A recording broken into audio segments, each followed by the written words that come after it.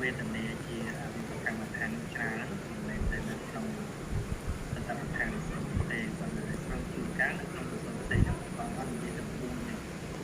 លើកតែវេទនាមួយហ្នឹងយ៉ាងតែចឹងណាបាទ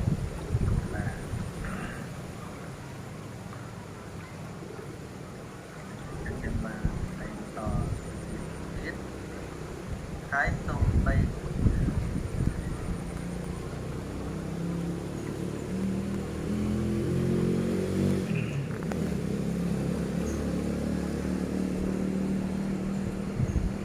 វេទនាជាធម្មតា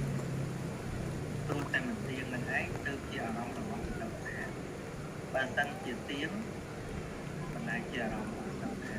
ដូចតែទៀងមិនមែនជាអារម្មណ៍របស់សត្វថាពីព្រោះអីព្រោះតែទៀងទៀងចឹងអ្វីក៏ដោយជាអារម្មណ៍របស់សត្វថាវិបស្សនាទៅបានព្រោះតែទាំងនៅក្នុងទេវទាជាទុកជាអនត្តាបើសិនបើបញ្ញាមិនកើតឡើងឃើញការអស់ទៅសូន្យទៅវិនិច្ឆ័យទៅនៃធម៌ទាំងនោះទេចឹងភាពនឿយណាយនៅក្នុងធម៌ទាំងនោះក៏ដូចជាសុខវេទនាចឹងដូចខ្ញុំលើកមកពីខាងដើមថាបុគ្គលជនដ៏ច្រើនព្រោះអីបុគ្គលខ្លះក៏លោកនៅជាពាក់នឹងសុខវេទនាដែរតែមិនទាក់តាំងដូចយើងតែបុគ្គលជននេះចំជាមហារាប់ហើយទៅពុកឲ្យទៅលោកមកថ្ងៃគឺបន់សុខវេទនាហ្នឹងឯងបន់លើកព្រាស្ដីបន់ពីអស់ព្រោះបន់ថាស្អីថាបានសុខឈូឆោហ្នឹងគឺបន់ក្នុងអសុខវេទនាតែតរមកថាសុខទាំងនេះសុខនឹងស្អីសុខវេទនាហ្នឹងប៉ុន្តែដល់តែចម្រើនធម៌មែនទេវាត្រូវទៅលះអាចពាក់នឹងសុខវេទនានោះទៀតបើជាប់ជាមួយនឹងសុខវេទនាហ្នឹងក៏ឈ្មោះថាមិនរួមមកបានដែរញ៉េ